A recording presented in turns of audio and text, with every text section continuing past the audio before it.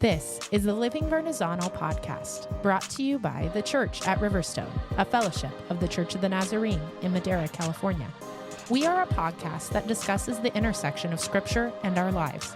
Together, we continue the conversation that was started each preceding Sunday morning in our worship gathering.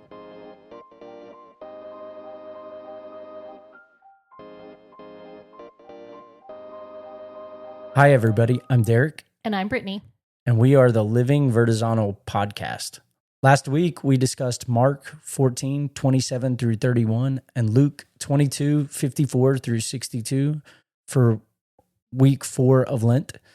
Here we examined Peter's denial, followed by the playing out of that very denial. Together, we discussed the importance of knowing who Jesus is. As we understand who Jesus is within this passage and beyond, we come to realize the depth of Jesus' love for us, even in the midst of our moments of betrayal. Today, we move into week 5 of Lent and look at Matthew 27, 22 through 31, and Mark 15, 37 through 41. In these passages, we see Jesus before Pilate, including how the soldiers treated him and the last breath of Jesus. Today, we have Brittany reading for us. So, Brittany, would you read these two passages? Yes. Matthew 27, 22. What shall I do then with Jesus who is called the Messiah? Pilate asked. They all answered, Crucify him.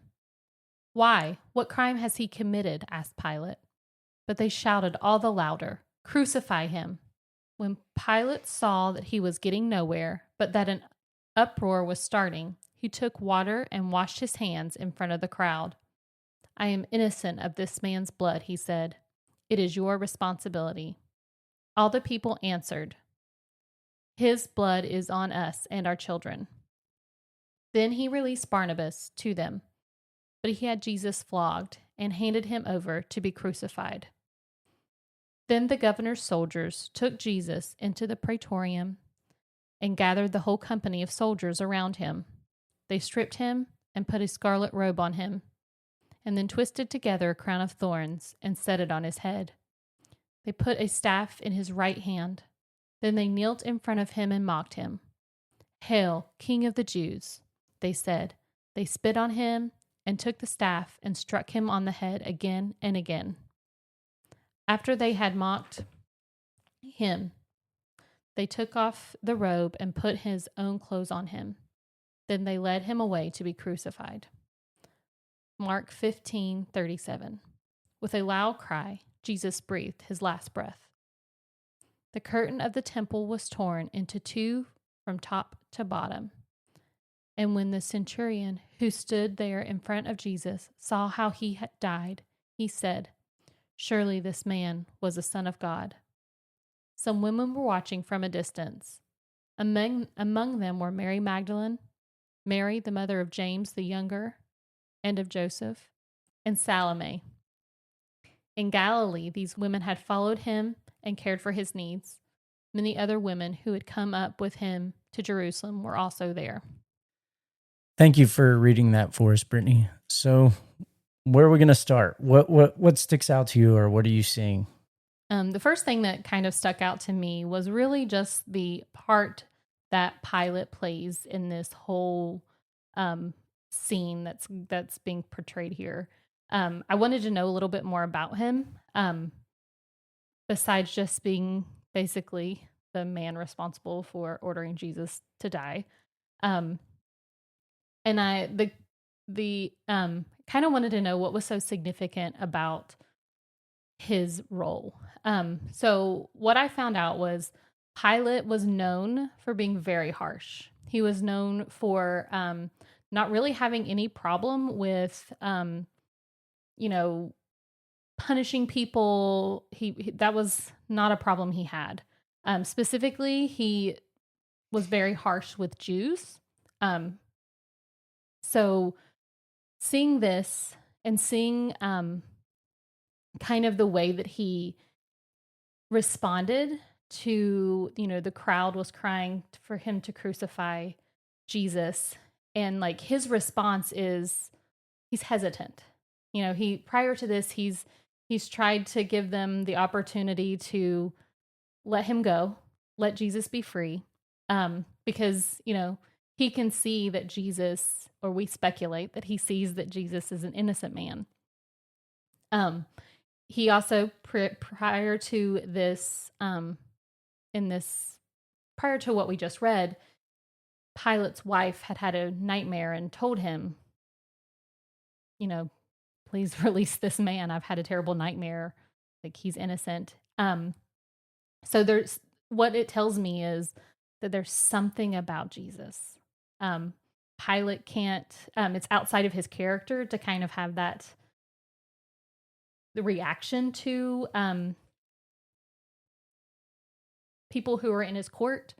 But Jesus, when Jesus comes and he sees and he feels, he kind of gets this idea that he's innocent, and he doesn't want to do what he feels pressure to do. But because of the political climate, because of the Sanhedrin pressuring him to kind of put this judgment down, he feels that he doesn't really have another option. Yeah, and the pressure of the crowd. Like they want Jesus, which is stirred up by the Sanhedrin. Yeah, at regardless of who else is being set free, or what that individual may have done, it didn't really matter to them. They wanted Jesus at all cost, and his response is like, "This is going to be on your hands. Like, I'm washing my hands of this situation. I'm basically like checking out, and now you can have your way. Like, do with him as you wish. Like, you want him to be crucified. Here you go." And as if washing his hands of it is, good enough to justify what he's done. This is his response. But the crowd's okay with it. They're like, let his blood be on us. Like, they're okay with that. I don't know if they really knew what they were asking for. Obviously, I don't think they do, but they were fine with that. They were like, okay, like, we'll take that on because this is what we want. We want to see him crucified.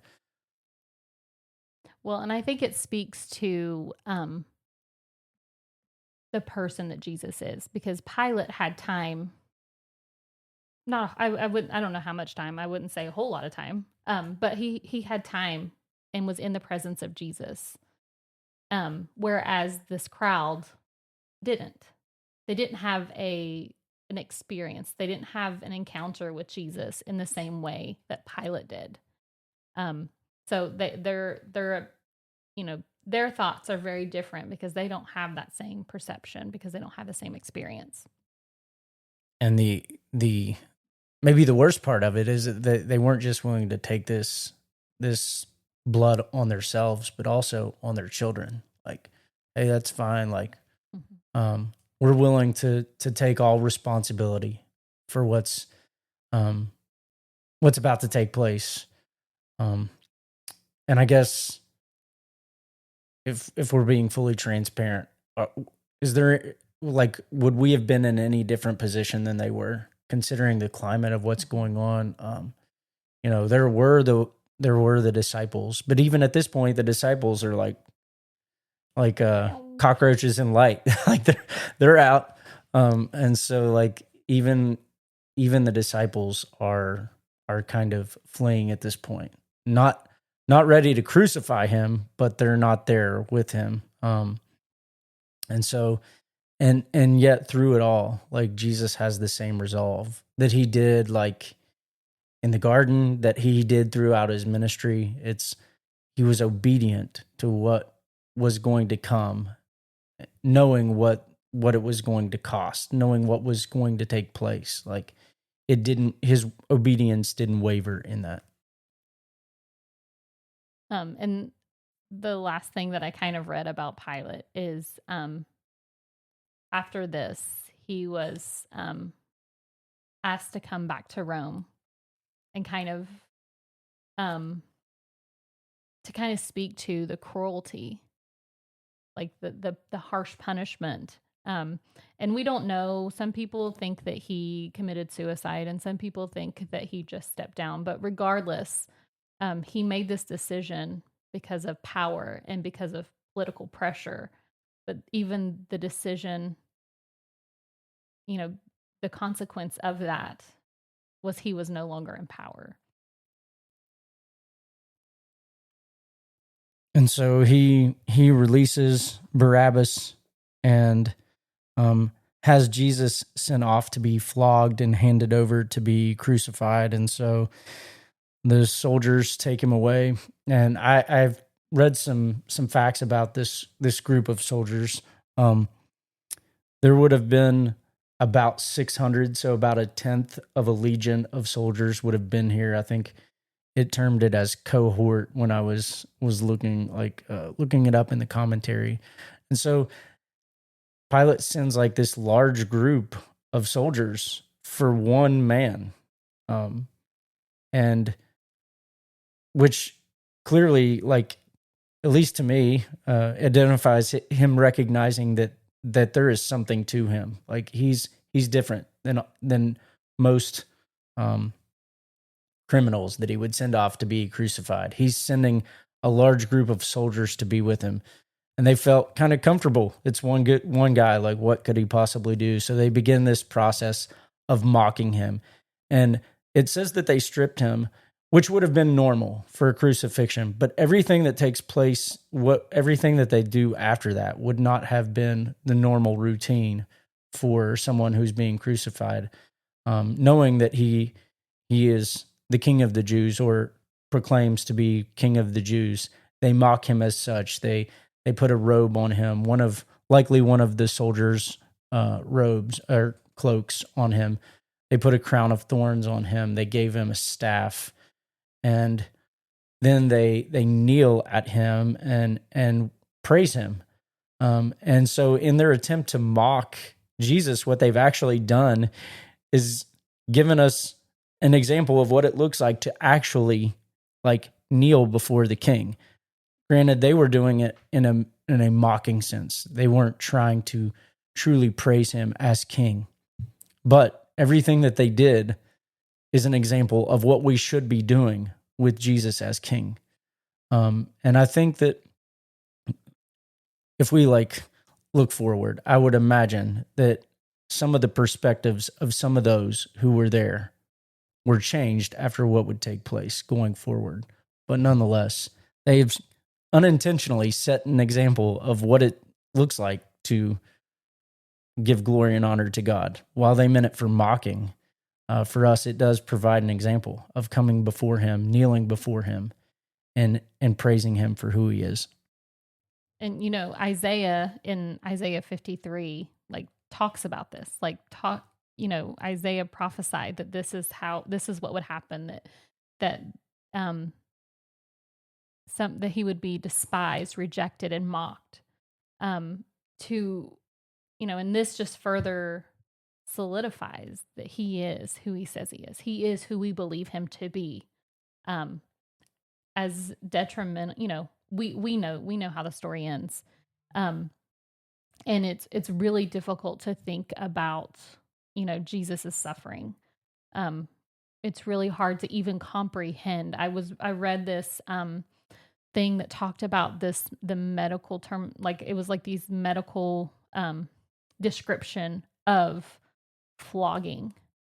And I've worked in trauma for many years. I've worked in trauma ICUs all over the country, and I've never, this vision that it kind of painted in my mind, I've never seen anything close to resemble what this would have looked like. And to know that Jesus endured such horrendous and painful things that most people didn't survive. Most people didn't survive this flogging and these things that they did to him. And it's so hard to wrap my mind around. It's really difficult to think about. But in the same way, knowing that Jesus did this was the Father's will. And if he can endure this pain and this suffering, surely I can pause and listen to Jesus every once, to listen to Jesus when he talks to me, or when I'm trying to come up with something. That feels so much smaller.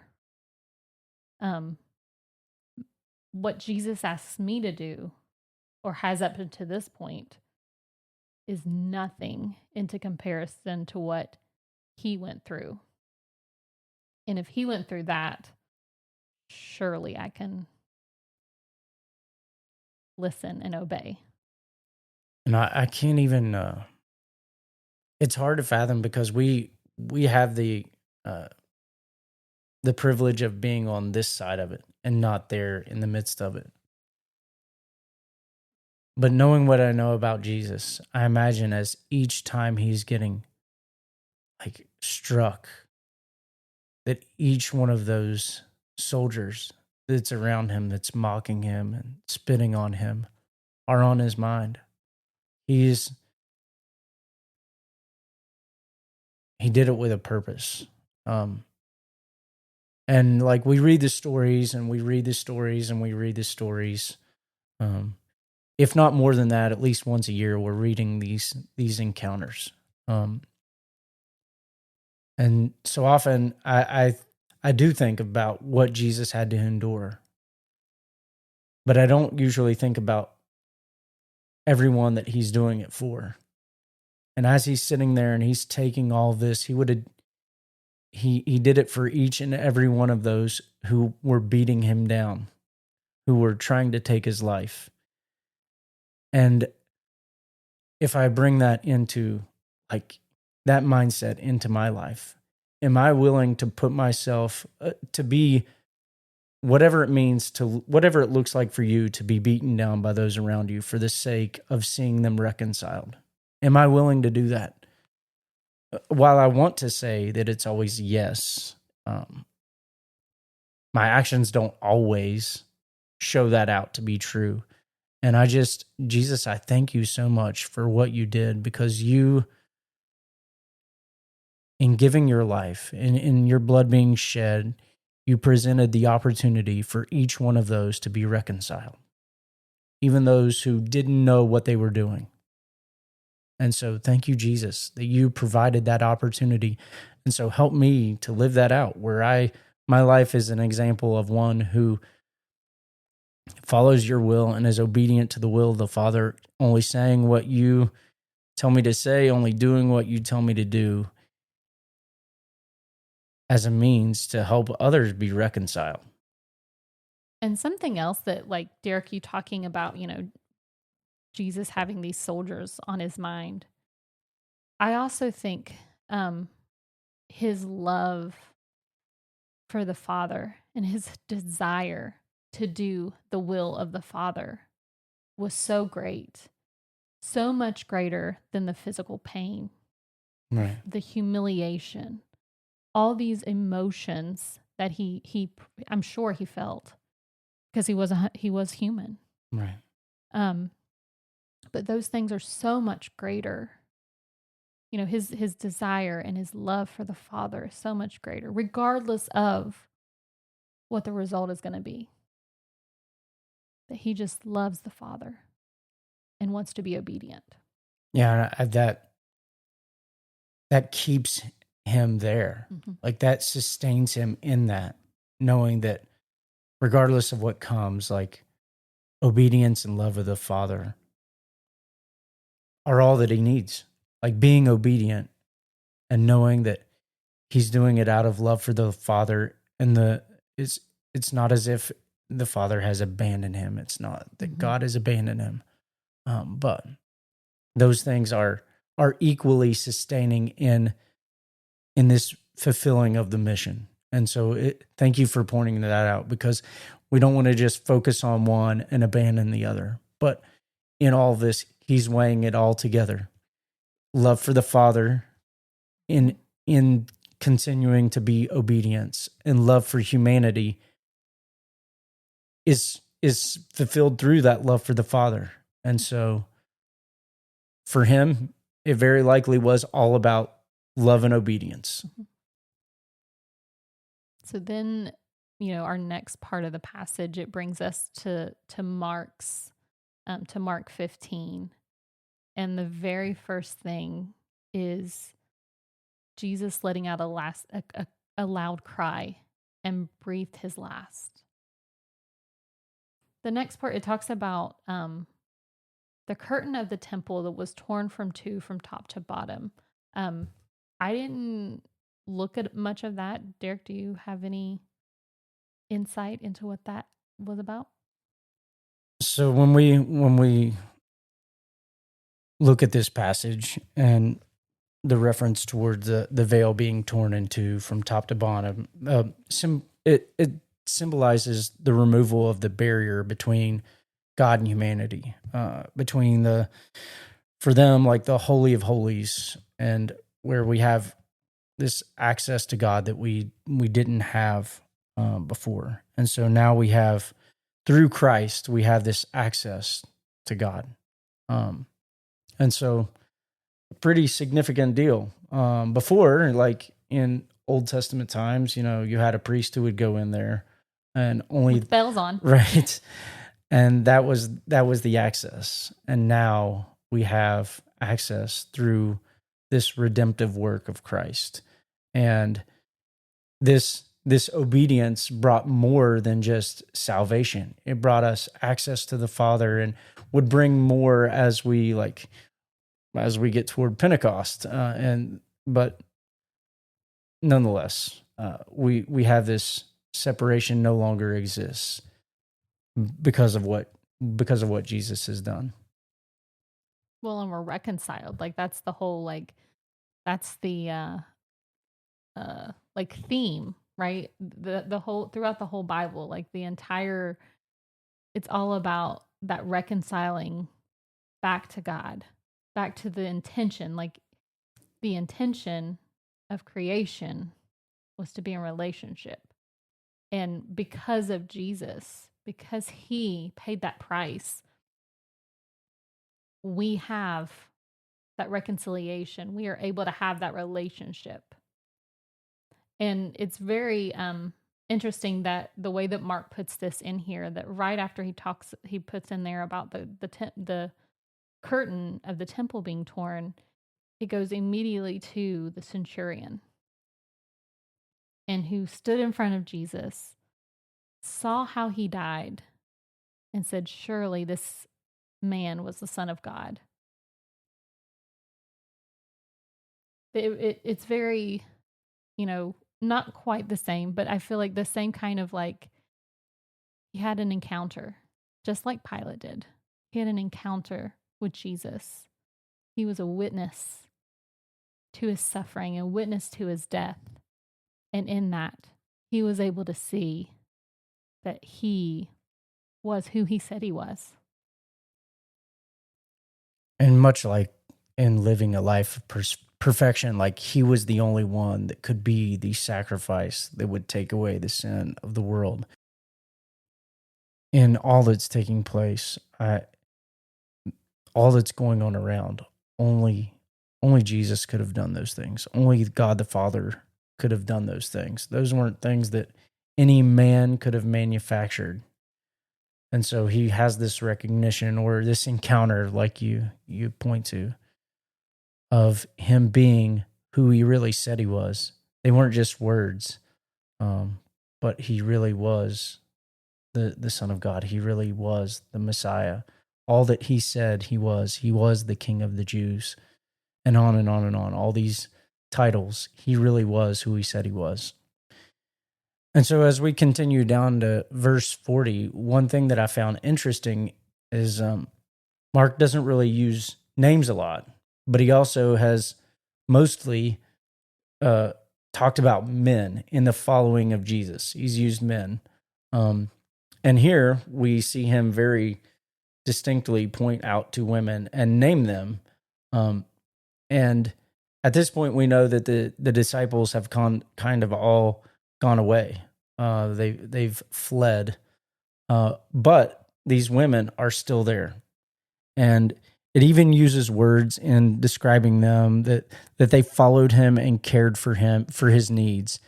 And so, as I was studying it alluded to the fact that these are things that disciples would do, that his followers would do. They would take care of these needs, and so they've almost in a sense, assumed this role. And what had been men up to most of this point, at least in Mark, he is now like showed that, much like we've talked about, this upside down kingdom. He's using these women who wouldn't be viewed the same as men to fulfill a role, and in being there and meeting his needs and caring for him. And it goes on to say many other women who had come up with him to Jerusalem were also there. And so we see them there, trying to meet his needs throughout his journey to this point. And these women, they're there for a reason. They had an encounter with Jesus, just like the centurion, just like Pilate, just like many others of us have had an encounter with Jesus. We've had this encounter with Jesus, and these women, unsure if they would be next, if they would be punished, if people would recognize them and persecute them. It was worth it to them to be by him, to be with him. And it reminds me of my encounters with Jesus when I think about what are we doing this for? Why are we, studying this stuff? Why are we trying so hard to follow Jesus, even though it feels sometimes so impossible and difficult? It's because we've had an encounter, because we know who he is. He is the Son of God. He is the Lamb that was slain. He is the example of the love that we should have for people and for the Father. And whether that means we go to the cross or we talk to our neighbor down the street, because of our encounter, we should follow Jesus, whatever the cost. So as we go on this week, as we go through our daily lives, our normal routine, may we remember the love that Jesus has for the Father and for the people, and the obedience. But because of that love, he was so obedient. And may we, too, have that same desire to be obedient.